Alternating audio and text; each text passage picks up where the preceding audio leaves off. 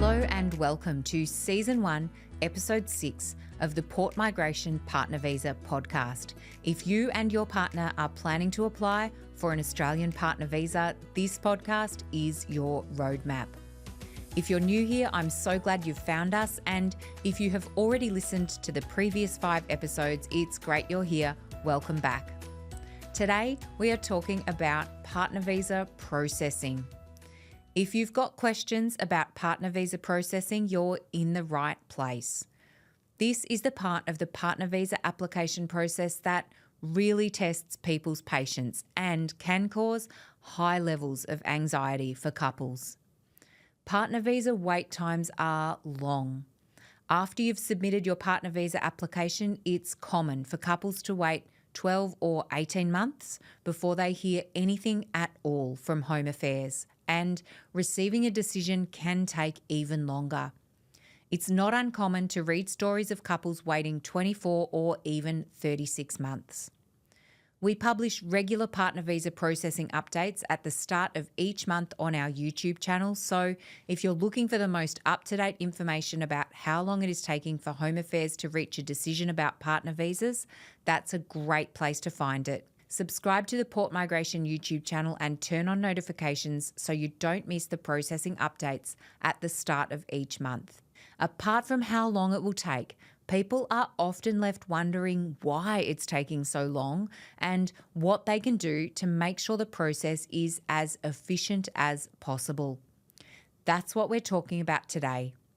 At the end of the episode, we have some great advice from a member of our Partner Visa Facebook group, so keep listening. Just a reminder that in this podcast, we talk about the 3 main types of partner visas: the subclass 820-801 onshore partner visa, the subclass 309-100 offshore partner visa, and the subclass 300 prospective marriage visa. The information in this episode about partner visa processing only relates to those visas, and it's based on the decade of experience we have working with couples just like you who have successfully achieved their goal of applying for a partner visa. At Port Migration, we are MARA-registered Australian migration agents.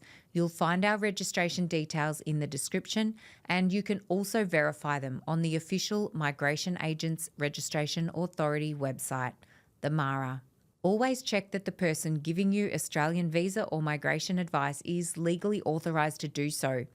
Your visa is too important to leave in the wrong hands. Finally, before we get started, please listen to this disclaimer. The information in this podcast is general in nature. It doesn't take into account your personal circumstances or specific visa needs, and it is not intended as migration advice. If you need advice tailored to your unique situation, please use the links in the description to get in touch with our experienced team. We'd love to help.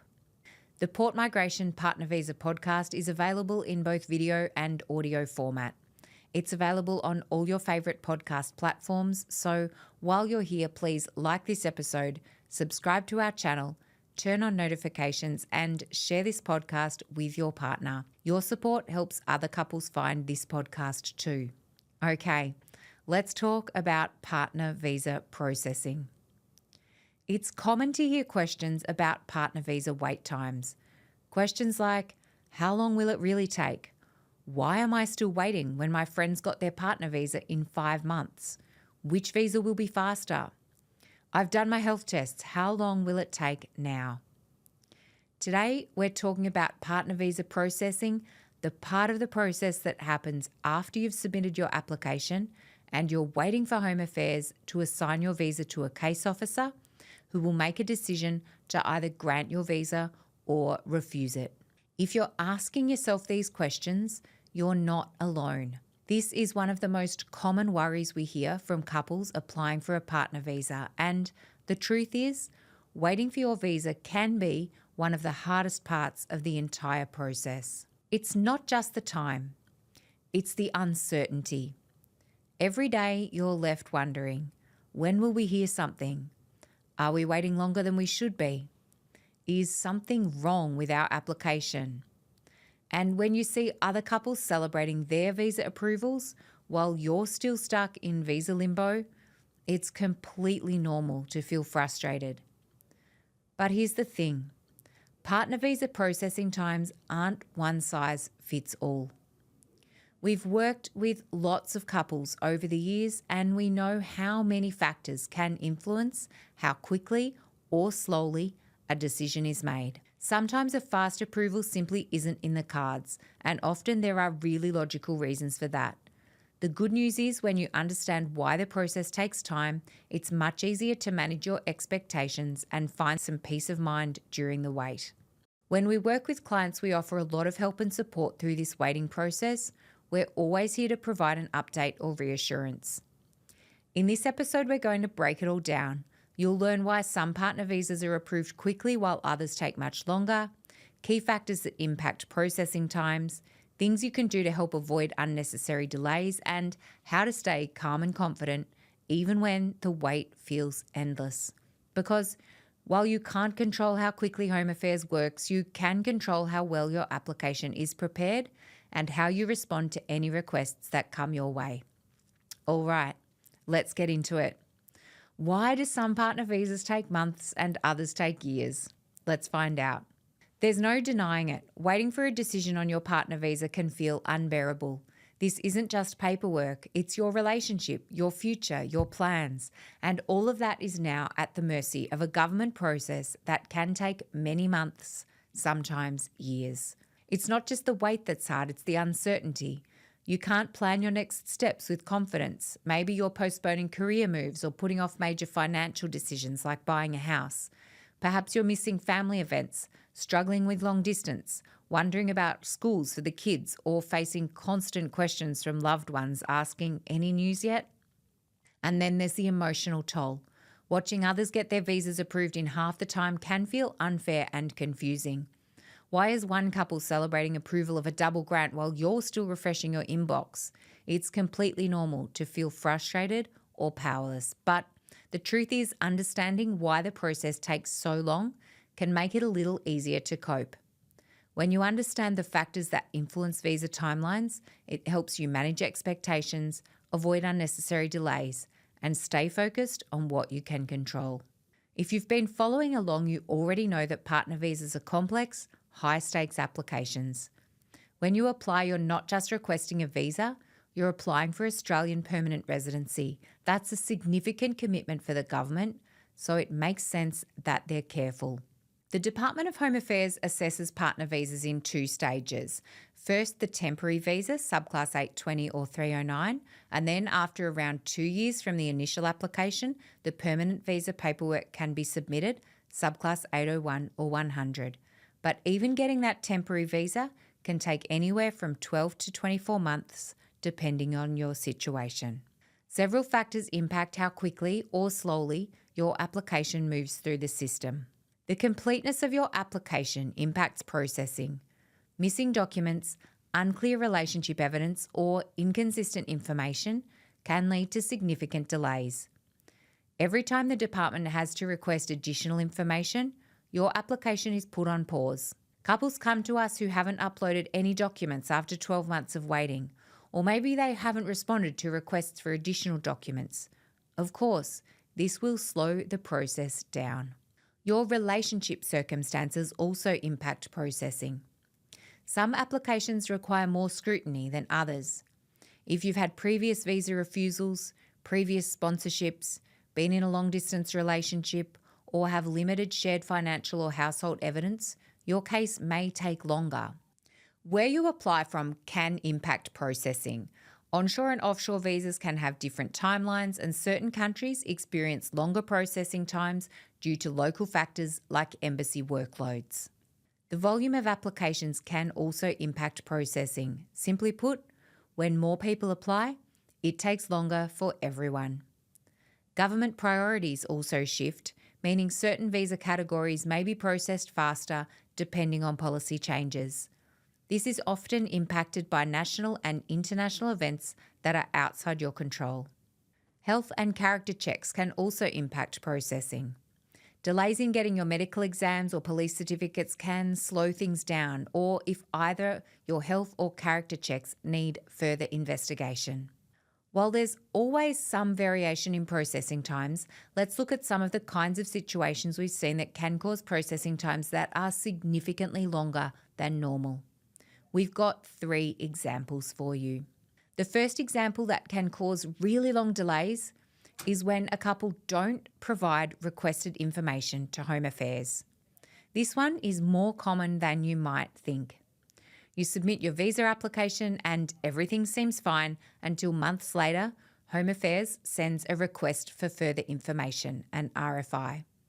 Maybe they need more evidence or clarification on a form or a missing document. But instead of replying quickly, people put it off, or they don't realise how important it is, or worse, they don't reply at all. What happens next? Processing stalls. The case officer waits for you to respond. And eventually, if no response is provided, they may request the information again, or Home Affairs may refuse the application entirely. We always say if Home Affairs asks for something, don't delay. Respond clearly and quickly. And if you're not sure what's being asked for, reach out for help. That one decision could save you months. It's a red flag if you receive repeated requests for something you think you have already submitted. Another example that can cause longer processing times is when children's identity documents don't meet Australian requirements. If there are children included in your partner visa application, especially if only one parent is travelling with the children, or in cases from countries with different documentation standards, the identity verification process can get complex fast. Australia has very strict requirements for identity documentation, especially for minor children.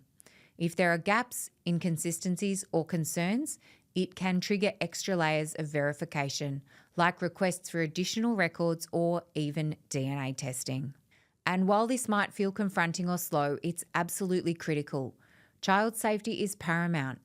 Verifying the identity and legal guardianship of every child is one of the most important responsibilities Home Affairs has. If additional documents or DNA testing are requested, expect longer processing. But know that it's part of ensuring children are protected and the system is doing what it should. The third example we give here isn't very common, but it is the cause of some of the cases we have seen with the longest processing times. And that's unresolved legal or court issues. This sometimes happens when a visa applicant has an unfinalised court case, even if it's unrelated to their relationship or their visa application. Any pause in processing because of unresolved court cases can stretch processing time by many, many months. The bottom line is that every application is different, but delays usually happen when there's uncertainty, missing information, or uncommon complexity. If you want to avoid the long wait, your best move is to be organised from the start, respond promptly to Home Affairs, and get expert advice if anything feels unclear. That's what we're here for. You don't have to figure it out alone. Knowing all of this doesn't necessarily make the wait easier, but it does help to make sense of it. For our clients, we can often provide insights into why one application might take longer than another. And of course, we use everything we've learned over a decade in this job to help our clients experience smooth visa processing. And that sense of clarity, it can be a game changer for your patience and peace of mind. While you can't control how many applications are in the queue or how quickly the department process them, there's a lot you can control, and it starts with submitting a high-quality, complete application. We see it all the time. Applications that drag on because key documents were missing or details were inconsistent. The best thing you can do is get it right the first time. That means providing clear, consistent evidence that proves your relationship across all 4 categories. We covered this in episode 3, so go back and listen if you missed it. Double checking your timeline and documents for any mistakes or gaps that could lead to questions. Responding promptly if Home Affairs asks for additional information. Slow responses cause unnecessary delays. Honestly, I've seen people become unlawful because they didn't check their email. Check your email, people. And staying informed about current processing times can help you to manage your expectations. Fluctuations are normal and every application is different. And finally, and perhaps most importantly, practice patience. The wait can feel like forever, but trust that you've done what you can. Resist the urge to compare your timeline to others. Every relationship is different, and so is every visa application. One thing we often remind couples is that applying for a partner visa is a marathon, not a sprint. There's no getting around the fact that it takes time. The wait can feel frustrating, and it's easy to second guess your application while constantly refreshing your inbox. But staying patient and prepared is one of the best things you can do. Recently, a member of our Partner Visa Facebook group shared some excellent advice for couples going through this process. My best advice to everyone is take your time with the application and make sure you understand the questions before answering. Try to get all the details right the first time. Be patient. Don't apply expecting to be approved right away, no matter how strong your case is. It's going to take time and it's a process. Wishing everyone the best, your time will come. It's simple advice, but it's so powerful. Taking your time during the application stage means fewer mistakes, fewer delays, and a smoother process overall. Every incorrect answer, missing document, or inconsistency can increase your wait, and once your application is submitted, patience becomes your greatest asset. Even couples with incredibly strong applications don't get approved overnight. Partner visas take time, and that's okay. But that doesn't mean you have to go through it alone. Having an experienced migration expert on your side can reduce the stress and minimize unnecessary delays. At Port Migration, we've worked with hundreds of couples through every step of the partner visa process. We're here to help you prepare a clear and complete application that's as strong as possible from the very beginning. Here's how we help our clients get through the process with confidence. We make the process simple. Our simple partner visa system breaks everything down step by step, so you're never left wondering what to do next. No guesswork, no confusion, just clear, actionable guidance. We know what works. With over 9 years of experience lodging partner visa applications, we understand exactly what Home Affairs decision makers need to see. Every couple's story is unique, but we know how to present it in a way that's clear, compelling, and aligned with visa requirements. And with a 100% success rate, we stand by our process. We provide personalised support. To Home Affairs, your application may be one of thousands, but to us, you're not just a number. Our team offers personalised one-on-one support, answering your questions, addressing your concerns, and making sure you feel supported every step of the way. The partner visa journey isn't easy, but with the right approach and the right support, it's absolutely achievable. So take your time, stay patient, and if you ever feel uncertain, know that we're here to help. Your time will come. If you're feeling unsure or overwhelmed, pause the podcast here and reach out for help. At Port Migration, we've worked with hundreds of couples navigating the exact uncertainty you're facing now. We can help ensure your application is as strong as possible, troubleshoot any issues that arise, and give you the reassurance that you're on the right track. The wait is hard, but you don't have to go through it alone. Waiting for your partner visa can be one of the hardest parts of the process, but understanding why it takes time and knowing that delays aren't always a sign that something's gone wrong can really help you manage that wait with confidence. But here's the thing, sometimes delays are a sign that something's wrong, and in the worst cases, those issues don't just slow things down, they lead to refusals. We've talked about the 3 E's of partner visa success: eligibility, evidence, and errors. You've already learned how to check your eligibility and how to build strong, convincing evidence. But now it's time to talk about the 3rd E, errors. And let's be clear, errors aren't the silent killers of partner visa applications. It's devastating when we see couples who have poured their hearts into an application only to have it refused because of something that could have been avoided. It might be a simple mistake in the paperwork, or it might be a lack of evidence. Sometimes it's a situation that's spiraled out of control, like a relationship breakdown or a misunderstanding of visa conditions. Tens of thousands of people apply for a partner visa every year, but not all get approved. In the next episode, we're going to unpack the most common errors that lead to visa refusals. We'll share real-life examples, explain what went wrong, and most importantly, teach you how to avoid those same mistakes. If you're applying for a partner visa, this is one episode you can't afford to miss. We'll see you in episode 7. And just a reminder, this podcast is designed to be listened to in sequence. Each episode builds on the one before it, giving you a clearer picture of the process and more confidence with every step. So if you haven't already, set aside time to listen to all 8 episodes in order. You won't regret it. Thanks so much for listening today and being part of our Partner Visa community here online. If you found this episode helpful, please take a moment to follow or subscribe to the podcast so you don't miss future episodes. And if you're listening on YouTube, give it a like and let us know in the comments what stage of the Partner Visa journey you're on. We'd love to hear from you. This podcast is here to support you every step of the way. If you and your partner are planning to apply for an Australian partner visa, this podcast is your roadmap, and we've got lots more practical, real-world advice coming up. Until next time, all the best with your application.